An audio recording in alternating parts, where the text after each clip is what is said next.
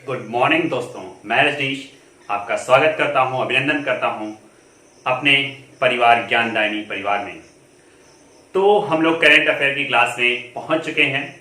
तो आप लोग एक बार सेशन को शेयर कर दीजिए, सभी लोगों को जगा दीजिए कि रजनीश करंट अफेयर की क्लास में आ चुके हैं। तो हम लोग करंट अफेयर की क्लास शुरू करते हैं। सुबह के जोश के साथ और होश के साथ हम लोग करंट अफेयर की क्लास पढ़ना शुरू करते हैं। तो बजे हैं 6 और हम लोग शुरू करने चल रहे हैं अपने करंट अफेयर की क्लास पूरी एनालिसिस के साथ, स्टैटिक जीके के साथ, और लास्ट में हम लोग पढ़ेंगे एक राज्य का अच्छी तरीके से एनालिसिस करेंगे, उसमें कौन सी क्या चीजें हैं। तो बने रहिए वीडियो के लास्ट तक ताकि आप लोगों को एक राज्य का पूरा सफर मैं करा सकूं। चलिए, पहला क्वेश्चन आपके स्क्रीन पे है, देखिए क्या है।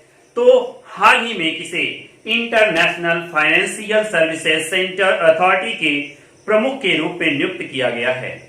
पहला क्वेश्चन है, हाल ही में किसे international finance services centre authority के प्रमुख के रूप में नियुक्त किया गया है।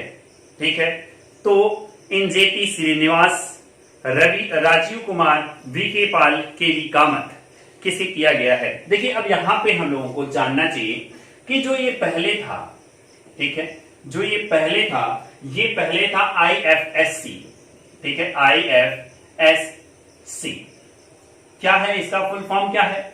तो आप लोग क्वेश्चन में ही देखिए, इंटरनेशनल फाइनेंशियल सर्विसेज सेंटर, ठीक है, फाइनेंशियल सर्विसेज सेंटर, ठीक है। ये क्या करता है, तो ये करता है वित्तीय,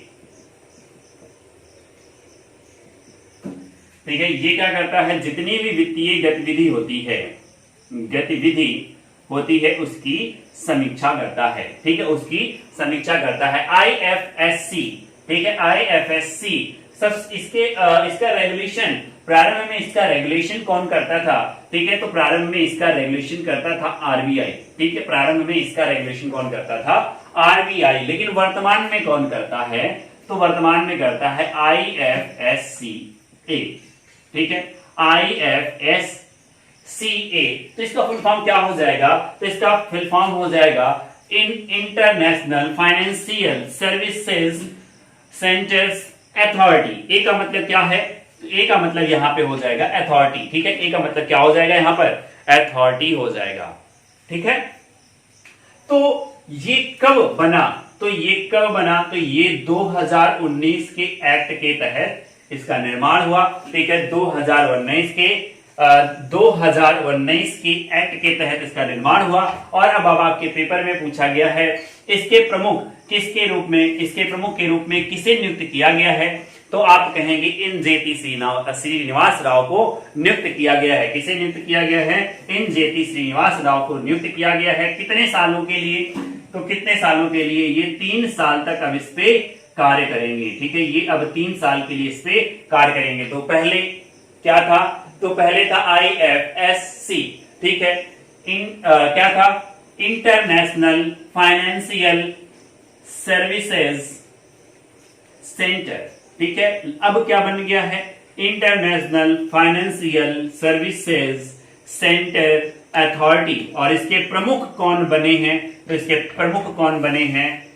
प्रमुख 3 साल के लिए कौन बने हैं, तो इंजेती श्रीनिवास राव बने हैं, ठीक है, इंजेती श्रीनिवास राव बने हैं। और ये किस एक्ट के द्वारा इसकी स्थापना की गई है, तो 2019 के एक्ट के द्वारा इसकी स्थापना की गई है। इसके पहले रेगुलेशन किसका था, तो इसके पहले रेगुलेशन RBI का था, लेकिन अब पूर्णतया किसका है, IFSCA का है, ठीक है। बात आपको समझ में आई होगी, जल्दी से आप स्क्रीन शॉट लीजिए। चलिए, नेक्स्ट क्वेश्चन आपके स्क्रीन पे, नेक्स्ट क्वेश्चन क्या है, हाल ही में सीमा सड़क संगठन BRO, ठीक है। अब यहां से क्वेश्चन आपके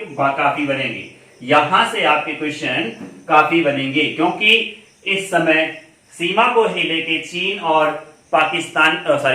और भारत के बीच में गलवान वैली में क्या हो रही थी, झड़प हो रही थी, ठीक है, विवाद चल रहा था इसी सीमा को लेके। तो यहां से क्वेश्चंस आ सकते हैं, ठीक है। जो BRO है, BRO, ठीक है। तो BRO की स्थापना कब हुई?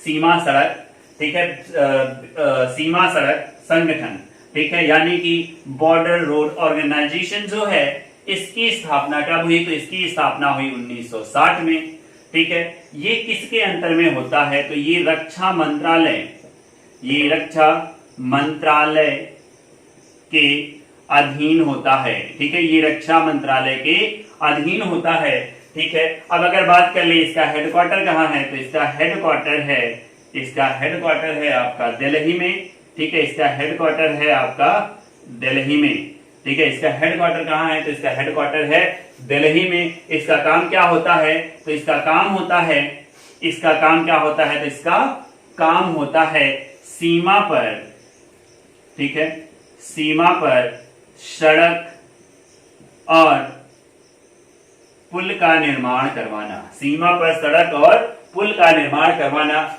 अभी इसने BRO ने जम्मू कश्मीर में, ठीक है, जम्मू कश्मीर में 6 पुल बनाए, ठीक है, जम्मू कश्मीर में 6 पुल का निर्माण किया है। जम्मू कश्मीर में कितने पुल का निर्माण किया है? 6 पुल का निर्माण किया है, जिसमें से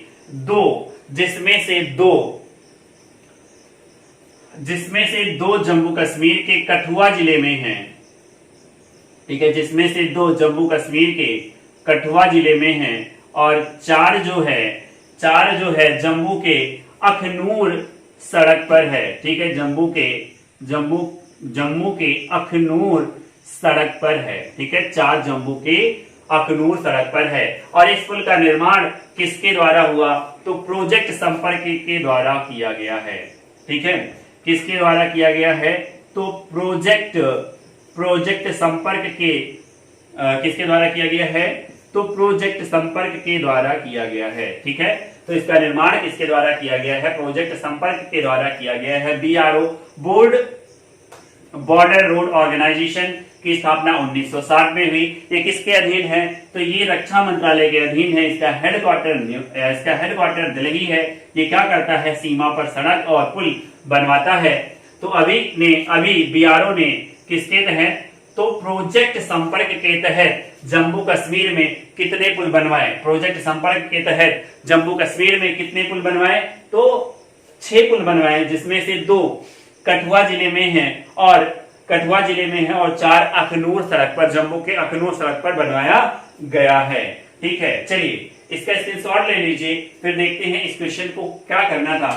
तो ये क्वेश्चन है आपका, हाल ही में सीमा सड़क संगठन BRO ने 6 सामरिक पुलों का निर्माण करवाया। 6 सामरिक पुलों का निर्माण करवाया। कहां करवाया? जम्मू कश्मीर में। ठीक है, 2 कठुआ और 4 अखनूर में करवाया। ठीक है, चलिए तो BRO के संदर्भ में सत्य कथन कौन सा है? ठीक है, काफी अच्छा क्वेश्चन बनाया गया है, काफी अच्छा क्वेश्चन बनाया हूं। इसमें देखिए तो क्या है, इसकी स्थापना 1960 में हुई थी। इसकी स्थापना 1960 में हुई थी। तो पहला कथन सही है, 1960 में हुई थी। फिर दूसरा कथन है, यह रक्षा मंत्रालय के अधीन कार्यरत है। यह रक्षा मंत्रालय के अधीन कार्यरत है। दूसरा वाला कथन भी सही है।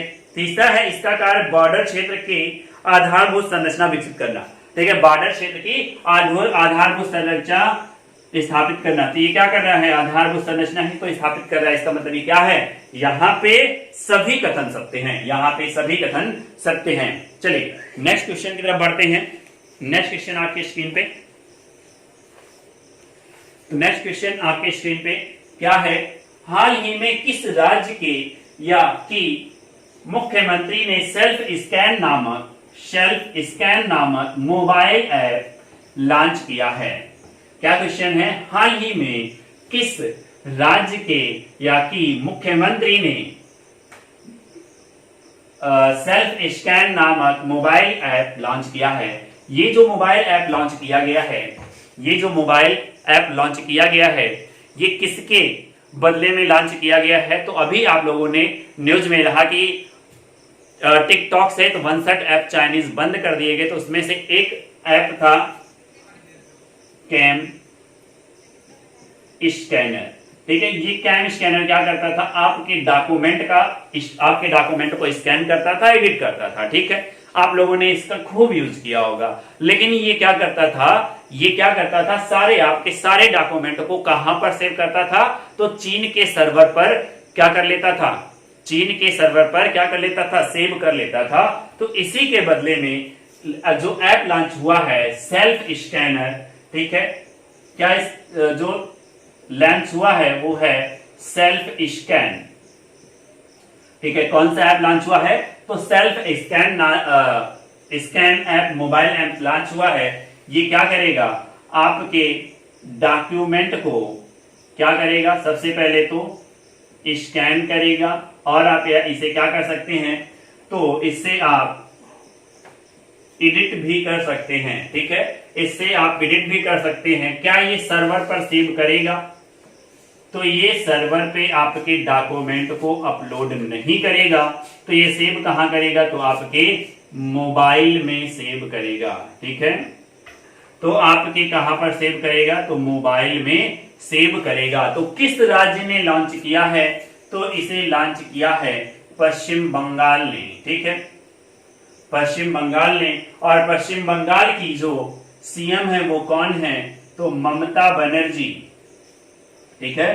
पश्चिम बंगाल की जो सीएम है वो कौन है, तो वो है ममता बनर्जी। अगर पश्चिम बंगाल की राजधानी की बात करें तो आप लोग जल्दी से बताइए, पश्चिम बंगाल की राजधानी कोलकाता है, ठीक है। और पश्चिम बंगाल में ही एक स्थान है, पश्चिम बंगाल में ही एक स्थान है, कौन सा स्थान है, दार्जिलिंग, ठीक है। पश्चिम बंगाल में ही एक स्थान है दार्जिलिंग। यहाँ की चाय को भारत का सबसे पहला क्या मिला था, तो भारत का सबसे पहला जीआई टैग मिला था, ठीक है। ग्लोबल इंडेक्स सबसे पहला जो मिला था, किसे मिला था, तो दार्जिलिंग की चाय को ही मिला था, ठीक है। जल्दी से इसका स्क्रीनशॉट लीजिए। नेक्स्ट क्वेश्चन पे हम लोग बढ़ते हैं। नेक्स्ट क्वेश्चन है किस राज्य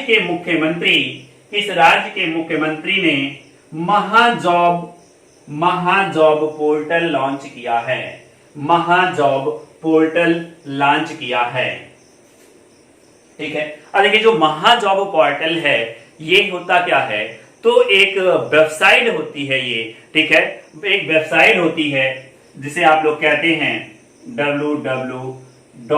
जो भी वेबसाइट है com.com, तो ये एक पोर्टल होता है। तो इसी पोर्टल पे, ठीक है, ये जो पोर्टल लॉन्च किया है उसका नाम क्या है, तो महाजॉब पोर्टल नाम है, ठीक है। नाम क्या है, महाजॉब पोर्टल है, ठीक है। www. का फुल फॉर्म क्या होगा, www. का फुल फॉर्म क्या होगा, आप लोग कमेंट करके बताइए, ठीक है। तो ये किस सरकार ने लॉन्च किया है, तो ये महाराष्ट्र सरकार ने लॉन्च किया है, ठीक है। महाराष्ट्र सरकार ने लॉन्च किया है। तो जो महाराष्ट्र की राजधानी है वो क्या है, तो महाराष्ट्र की राजधानी क्या है, तो महाराष्ट्र की राजधानी जल्दी से बताइए क्या है, बिल्कुल मुंबई है, ठीक है। महाराष्ट्र की राजधानी क्या है, मुंबई है। और यहाँ के सीएम कौन है, महाराष्ट्र के सीएम कौन है, तो महाराष्ट्र के सीएम हैं कौन, उद्धव ठाकरे, ठीक है, उद्धव ठाकरे, ठीक है। यहाँ के सीएम कौन है, तो उद्धव ठाकरे हैं। और आप लोगों को यहाँ पे मैं बता दूं, यहाँ के जो राज्यपाल हैं, ठीक है, यहाँ के जो राज्यपाल हैं वो कौन है, भगत सिंह हैं, ठीक है। यहाँ के राज्यपाल जो है वो कौन है, भगत सिंह है। और आप लोगों को बता दूं, जब उद्धव ठाकरे की सरकार नहीं बनी थी तो यहाँ पे राष्ट्रपति शासन लगा था। तो अभी तक महाराष्ट्र में कितनी बार राष्ट्रपति शासन लग चुका है, तो महाराष्ट्र में अभी तक 3 बार राष्ट्रपति शासन लग चुका है। और सबसे ज्यादा कहां पर लगा है, सबसे ज्यादा, ठीक है, सबसे ज्यादा कहां पर लगा हुआ है, तो सबसे ज्यादा अपने यूपी में, ठीक है, अपने यूपी में लगा हुआ है। कितनी बार लगा हुआ है, तो आप कहेंगे कि सर सबसे ज्यादा अपने यूपी में 10 बार राष्ट्रपति शासन लग चुका है, ठीक है। कितनी बार, तो 10 बार राष्ट्रपति शासन लग चुका है, कहां पर, यूपी में। अब बात आती है कि सबसे पहली बार, ठीक है, अब बात आती है कि राष्ट्रपति जो शासन है ये सबसे पहली बार कहां पर लगा था, ठीक है। राष्ट्रपति शासन सबसे पहली बार कहां पर लगा था, तो राष्ट्रपति शासन सबसे पहली बार पंजाब में लगा था। ठीक है, सबसे पहली बार कहां पर लगा था? तो पंजाब में लगा था। कब लगा था? 20 जनवरी। ठीक है, 20 जनवरी 1951 में। ठीक है, 20 जनवरी 1951 में सबसे पहली बार पंजाब में राष्ट्रपति शासन लगा था।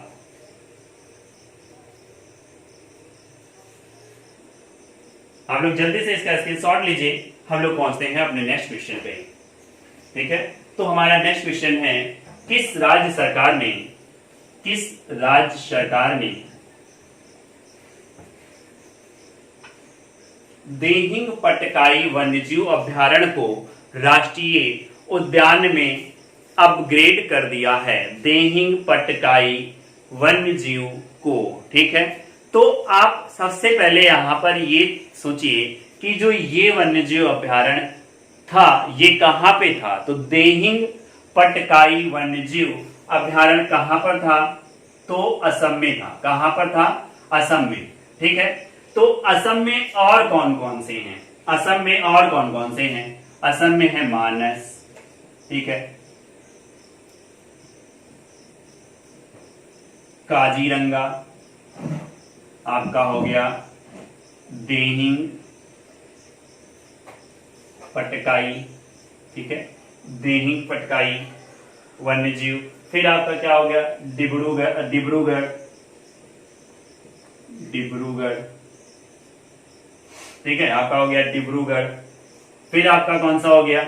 और आपका हो गया राजीव गांधी। ठीक है, राजीव गांधी। और आपका क्या हो गया?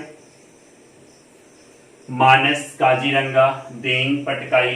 ठीक है, डिब्रूगढ़, सिकोया, राजीव गांधी वन्यजीव अभ्यारण्य।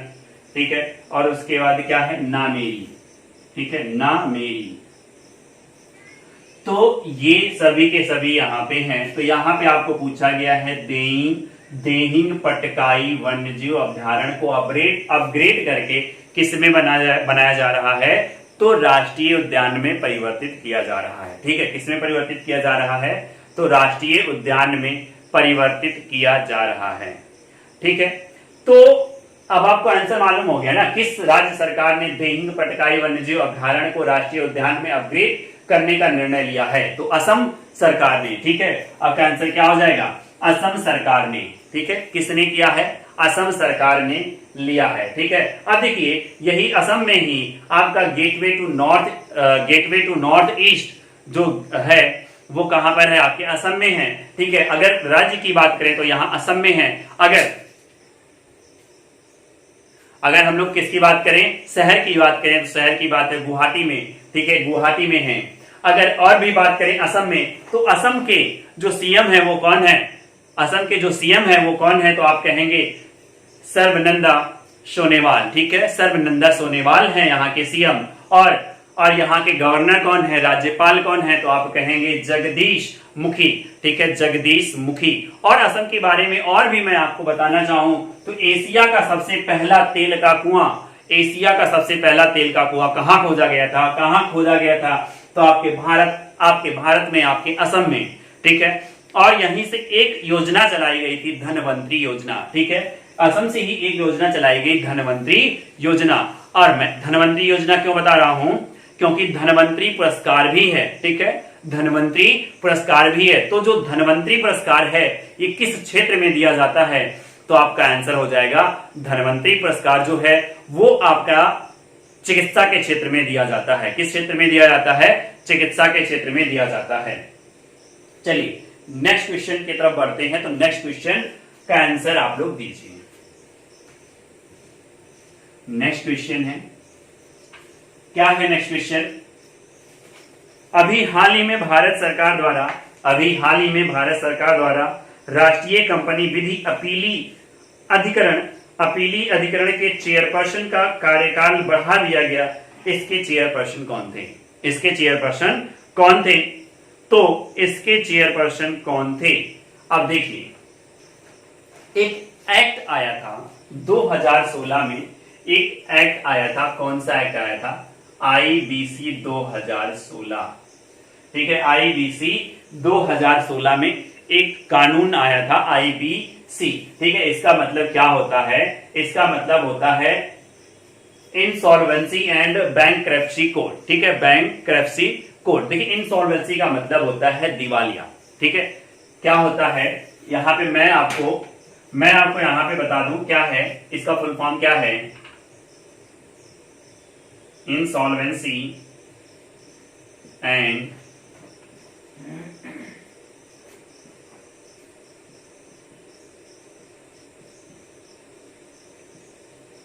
कोड। देखिए इसका मतलब होता है दिवालिया, ठीक है। दिवालिया किसे कहते हैं, दिवालिया किसे कहते हैं?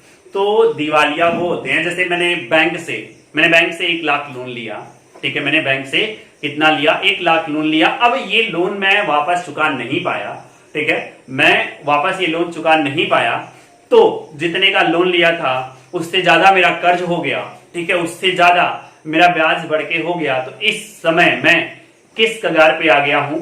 तो दिवालिया घोषित होने के कगार पे आ गया हूं, ठीक है। तो ये जो आया था आईबीसी, ठीक है, इसी में तो ये यहां पे इसे हम क्या कह सकते हैं, जो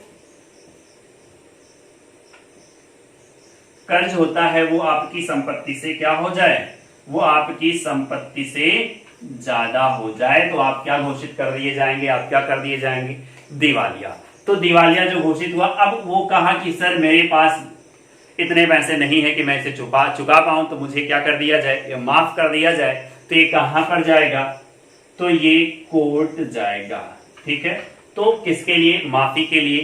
तो इसी के लिए, ठीक है, इसी के लिए 4 संस्थाओं का निर्माण किया गया था। जो पहली संस्था है वो है DRT, ठीक है, DRT, डेप्ट रिकवरी ट्रिब्यूनल, ठीक है, डेप्ट रिकवरी ट्रिब्यूनल, ठीक है। ये जो संस्था है, ये संस्था उनके लिए बनाई गई थी। जैसे कि एक व्यक्ति लोन ले तो उसके लोन को वापस लाने के लिए ये संस्था बनाई गई है, ठीक है। और इसके अपील के लिए कौन सी संस्था बनाई गई है, तो DRTA, ठीक है, DRTA नहीं, DRAT। ए का मतलब होता है अथॉरिटी, ठीक है। ए का मतलब क्या होता है, अथॉरिटी। ये एक संस्था थी। अब कोई कंपनी अगर लोन ले लेती है, कोई कंपनी लोन ले लेती है, तो उस लोन को वापस लाने के लिए NCLT, ठीक है, NCLT, ये है नेशनल कंपनी लॉ ट्रिब्यूनल, ठीक है, नेशनल कंपनी लॉ ट्रिब्यूनल। ये किसी कंपनी के द्वारा लिए गए लोन को वापस लाने के लिए बनाया जाता है, ठीक है, बनाया गया था। अब इसी में आपका हो जाएगा NCLAT, ठीक है। ए का मतलब यहां पर भी क्या हो जाएगा, अथॉरिटी। और इसी के जो चेयरमैन हैं, इन्हीं का कार्यकाल बढ़ाया गया है, ठीक है, इन्हीं का जो कार्यकाल बढ़ाया गया है, तो उनका क्या नाम है, न्यायमूर्ति बंसीलाल भट्ट, ठीक है। क्या नाम है, न्यायमूर्ति बंसीलाल भट्ट, ठीक है, न्यायमूर्ति बंसीलाल भट्ट। तो ये चीजें थी, इसका स्क्रीनशॉट लीजिए। हम लोग नेक्स्ट क्वेश्चन की तरफ बढ़ते हैं। तो नेक्स्ट क्वेश्चन है, हाल ही में भारत के डायनेमिक लिमिटेड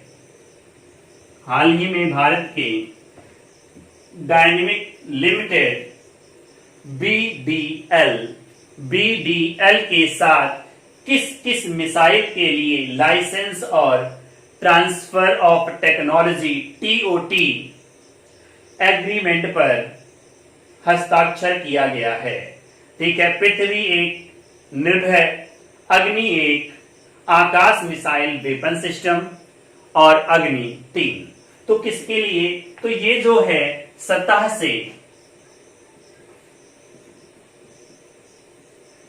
से हवा में मार करने वाली मिसाइल है, ठीक है। और इसका नाम है आकाश, ठीक है, इसका नाम आकाश है। इसका जो डिजाइन किया है, आकाश की जो डिजाइन की है वो किसने किया है, तो आकाश की डिजाइन जो की है वो किसने की है, तो DRDO ने किया है, ठीक है। इसकी डिजाइन किसने किया है, तो इसका डिजाइन किया है DRDO ने, ठीक है। यानी कि हम कह सकते हैं डिजाइन्ड बाय DRDO, ठीक है। और DRDO का जो हेडक्वार्टर है, जो DRDO का हेडक्वार्टर है वो कहां है, तो न्यू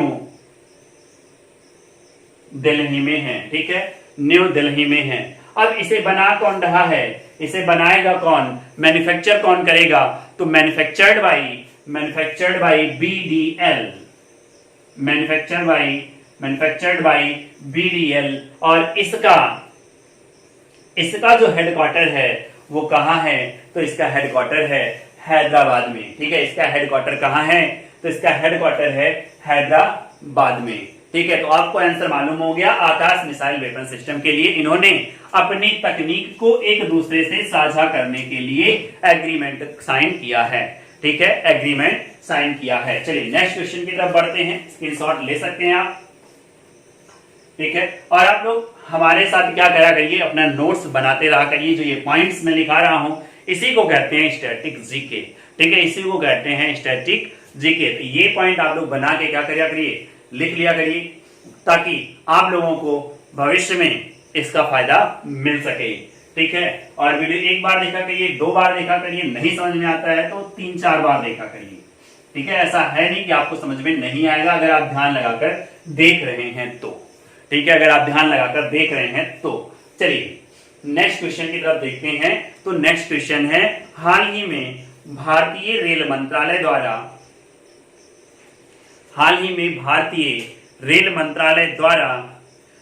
109 जोड़ी रूटों पर कितने आधुनिक ट्रेनों के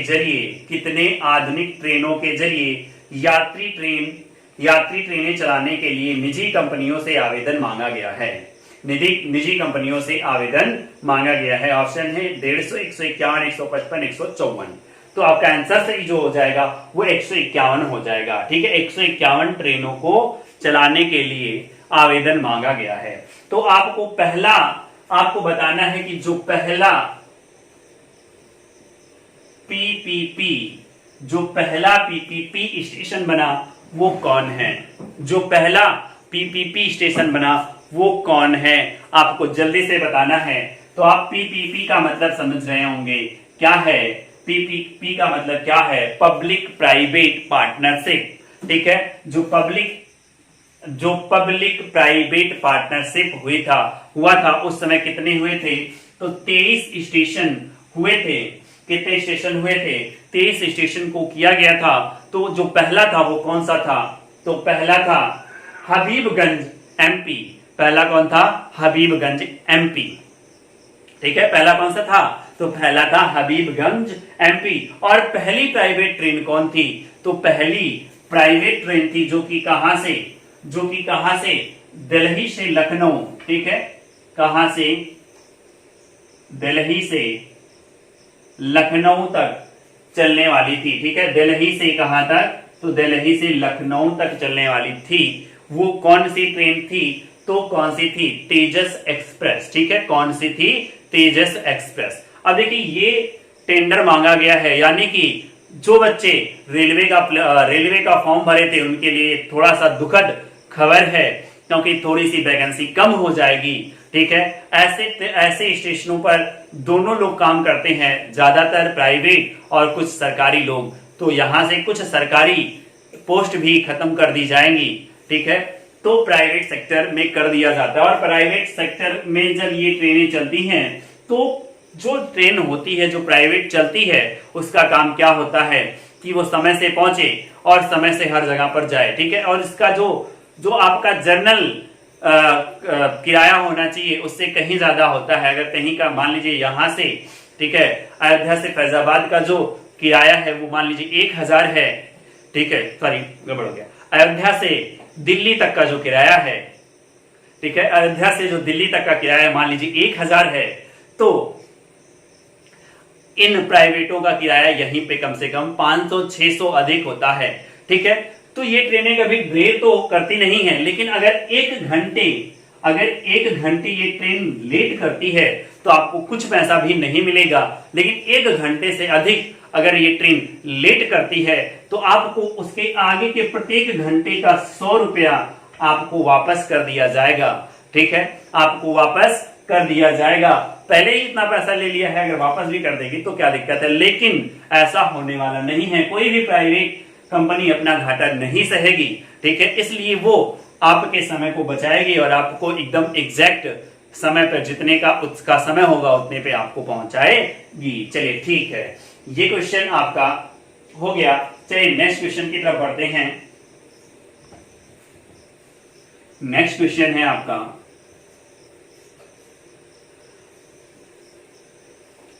केंद्रीय मंत्रिमंडल द्वारा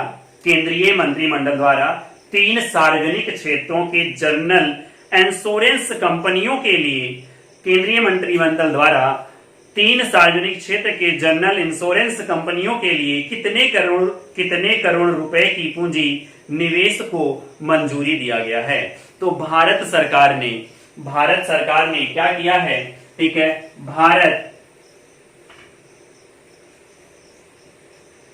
भारत सरकार ने कितने रुपए की मंजूरी दी है। तो भारत सरकार ने 12,450 करोड़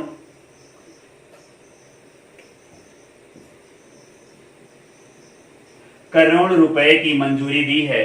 कितने? 3 इंश्योरेंस कंपनियों को, ठीक है, 3 इंश्योरेंस कंपनियों को, ठीक है, 3 इंश्योरेंस कंपनियों को दिया है। अब ये 3 इंश्योरेंस कंपनियां कौन कौन सी हैं, ठीक है, ये 3 इंश्योरेंस कंपनियां कौन कौन सी हैं, किसे दिया है, ठीक है, किसे दिया है। तो सबसे पहला है आपका ओरिएंटल इंश्योरेंस को लिमिटेड, ठीक है। दूसरा है आपका यूनाइटेड इंडिया इंश्योरेंस लिमिटेड, ठीक है। तीसरा है आपका नेशनल इंश्योरेंस को लिमिटेड। ये तीनों की तीनों सर कंपनियां कैसी हैं, तो ये तीनों की तीनों कंपनियां कैसी हैं, सरकारी हैं। तो भारत सरकार ने इनकी स्थिति को सुधारने के लिए इन तीनों कंपनियों को ओरिएंटल इंश्योरेंस, यूनाइटेड इंडिया, ठीक है, इंश्योरेंस और नेशनल इंडिया इंश्योरेंस, ठीक है, ये तीनों की तीनों कंपनियां सरकारी हैं। इन तीनों की तीनों कंपनियों को, सरकारी कंपनियों को क्या करने के लिए, इनकी स्थिति को अच्छा बनाने के लिए कितने करोड़ रुपए की मंजूरी दी है। तो 12,450 करोड़ रुपए को इनके खाते में देने के लिए मंजूरी दी है। अब बात करते हैं कि जितनी भी इंश्योरेंस कंपनियां होती हैं वो किसके अंडर में होती हैं, जितनी भी इंश्योरेंस कंपनियां होती हैं वो किसके अंडर में होती हैं, जल्दी से आप बताइएगा, ठीक है, कमेंट करके आप बताइएगा। आप कमेंट करके बताइएगा कि ये जो होती है वो किसके अंडर में होती है। हम कल इसका आंसर आप लोगों को बताएंगे, ठीक है। फिलहाल इसका स्क्रीनशॉट लीजिए और आज के लास्ट क्वेश्चन की तरफ बढ़ते हैं। तो हमारा आज का लास्ट क्वेश्चन जो है वो क्या है, आपके स्क्रीन पे है वो क्वेश्चन, उसका आंसर आप लोग दीजिए। हाल ही में भारत के 66वें शतरंज ग्रैंड मास्टर कौन बने, ठीक है, हाल ही में भारत के 66वें शतरंज ग्रैंड मास्टर कौन बने। तो आपका आंसर क्या हो जाएगा, पिथु गुप्ता, गिरीश कौशिक, जी इनियान और जी आकाश। तो क्या होगा, आपका आंसर हो जाएगा जी आकाश। चलिए आप लोग बताइएगा, इसका भी आंसर आप लोग कमेंट करके बताइएगा कि पहले शतरंज के ग्रैंड मास्टर कौन है, पहले शतरंज के ग्रैंड मास्टर कौन है, ये आंसर आप लोग बताइएगा। तो आज का करंट अफेयर का सेशन यहाँ पे समाप्त होता है और हमने कहा था कि एक राज्य के बारे में बताएंगे। तो अब देखते हैं उस राज्य की कहानी। तो वो राज्य कौन सा है, उड़ीसा, ठीक है। तो वो राज्य कौन सा है, उड़ीसा। जल्दी से आप लोग कमेंट करिए और बताइए कि उड़ीसा की राजधानी क्या है, उड़ीसा की राजधानी क्या है, ठीक है, ये आपको पता है, फिलहाल मैं बोल दे रहा हूं, क्या है, भुवनेश्वर, ठीक है। उड़ीसा की राजधानी क्या है, भुवनेश्वर है, ठीक है। मुख्यमंत्री कौन है, तो मुख्यमंत्री हैं नवीन पटनायक। ठीक है, मुख्यमंत्री कौन है? नवीन पटनायक हैं। और आप लोगों को मैं बता दूं कि जो नवीन पटनायक हैं, इन्होंने अब की बार पीईटी का पुरस्कार जीता है। ठीक है, पीईटी का पुरस्कार जीता है। और इन्हें क्यों मिला है?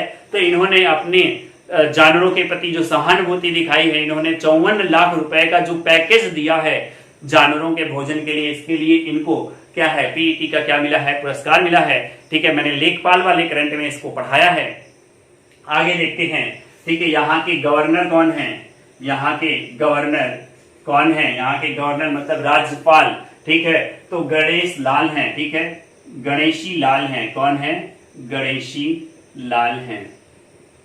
ठीक है, तो यहाँ के जो गवर्नर हैं गणेशी लाल हैं। अगर यहाँ पे बात करें लोकसभा सीटों की, ठीक है, लोकसभा सीटों की, तो यहाँ पर लोकसभा सीटें कितनी हैं? 21। और अगर यहाँ पे राज्यसभा सीटों की बात करें, ठीक है, राज्यसभा सीटों की अगर बात करें तो यहाँ पर राज्यसभा सीटों की संख्या कितनी है? 10। ठीक है, यहाँ पर राज्यसभा सीटों की संख्या कितनी है? 10। अगर हम लोग यहाँ के राष्ट्रीय उद्यान की बात करें, अगर हम लोग यहाँ पर यहाँ के किसकी बात करें?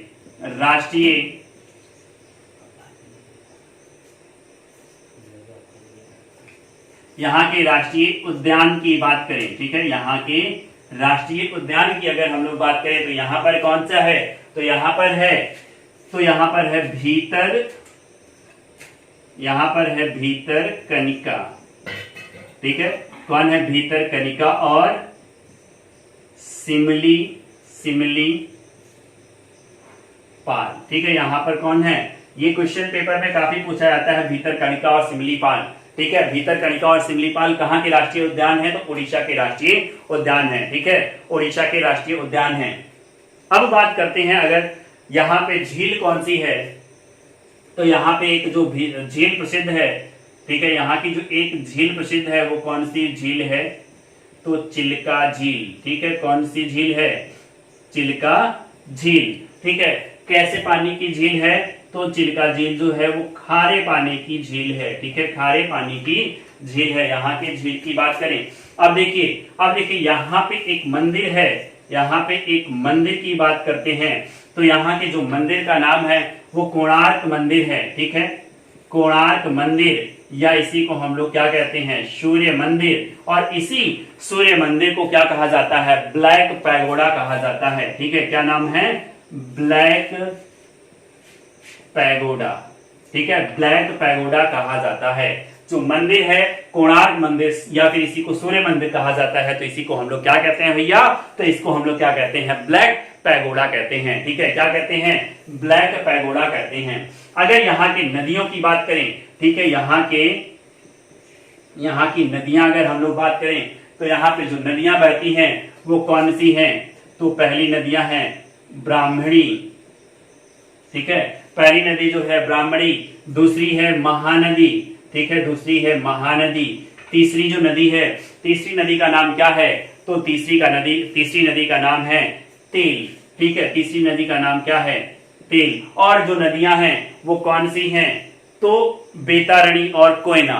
ठीक है, कौन कौन सी हैं? बेतारणी और कौन सी हैं? कोयना। बेतारणी और कोयना है। ठीक है, यहाँ पे एक द्वीप है, ये आप लोगों के लिए काफी इंपॉर्टेंट है। यहाँ पे जो द्वीप है, ठीक है, वो द्वीप का नाम क्या था? वो द्वीप का नाम था व्हीलर। ठीक है, व्हीलर द्वीप। यहाँ पे जो द्वीप था वो नाम था व्हीलर द्वीप। इसका नाम बदलकर क्या रख दिया गया है? एपीजे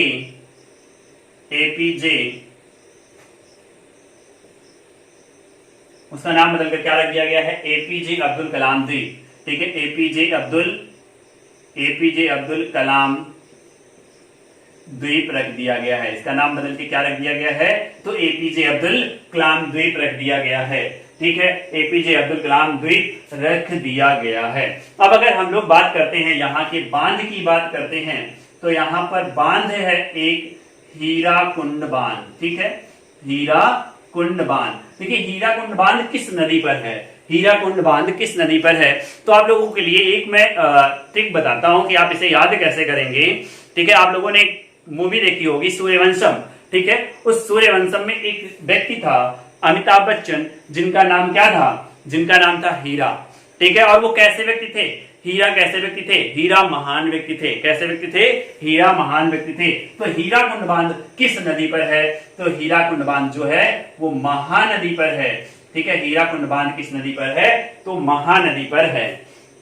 एक बार इतना हम लोग फिर से देखते हैं, तो एक बार यहाँ पर देखते हैं यहाँ की इसकी राजधानी क्या है, उड़ीसा की राजधानी, या फिर ओडिशा कह सकते हैं। ओडिशा की राजधानी क्या है, भुवनेश्वर है। यहाँ के मुख्यमंत्री कौन है, नवीन पटनायक। यहाँ के गवर्नर कौन है, गणेशी लाल। यहाँ पे लोकसभा सीट कितनी है, 21। राज्यसभा की सीट कितनी है, 10। राष्ट्रीय उद्यान की बात करें तो भीतरकनिका और सिमलीपाल यहाँ के राष्ट्रीय उद्यान है। यहाँ की झील की बात करें तो चिल्का झील है, जो कि खारे पानी की झील है। अगर यहाँ की नदियां की बात करें, ब्राह्मणी, महानदी, तेल, बैतरणी और कोयना, ठीक है, यहाँ की प्रमुख नदियां हैं, ठीक है। अगर हम लोग बात करें यहाँ के द्वीप की, अगर हम लोग बात करते हैं यहाँ के द्वीप की, तो यहाँ पर जो द्वीप है उसका नाम है व्हीलर द्वीप, और व्हीलर द्वीप का नाम बदलकर क्या कर दिया गया है, एपीजे अब्दुल कलाम द्वीप रख दिया गया है। यहाँ पे बांध है, तो बांध का नाम क्या है, हीराकुंड। किस नदी पर है, महानदी पर है। सूर्यवंशम में अमिताभ बच्चन जी का नाम क्या था, हीरा, और वो कैसे व्यक्ति थे, महान, ठीक है। तो ये जो बांध है किस नदी पर है, हीराकुंड नदी पर, सॉरी महानदी पर है, ठीक है। हीराकुंड बांध महानदी पर है। जल्दी से इसका स्क्रीनशॉट लीजिए, थोड़ा सा आगे और भी इसमें हम लोग डिस्कस करते हैं। चलिए,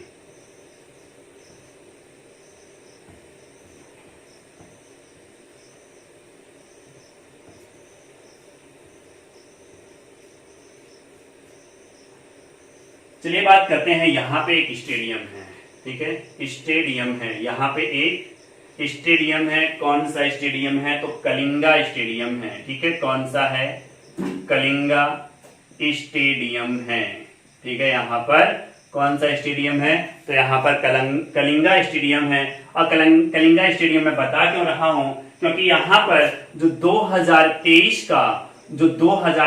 का अंतरराष्ट्रीय हॉकी विश्व कप होने वाला है, यहीं पर होने वाला है, ठीक है। यहीं पर होने वाला है, यहीं पर होने वाला है। 2023 का अंतरराष्ट्रीय